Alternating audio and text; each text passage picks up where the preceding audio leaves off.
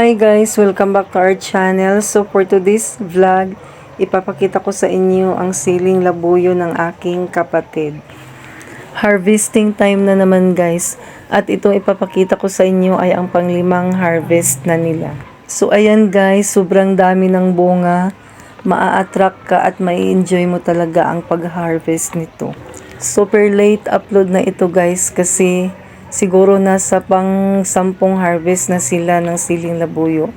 Ang na-vlog ko lang ay ang pangalawang harvest at ang panglimang harvest. Di na ako nag-vlog ng lahat ng schedule ng harvest nila guys kasi baka magsawa naman kayo sa kapapanood.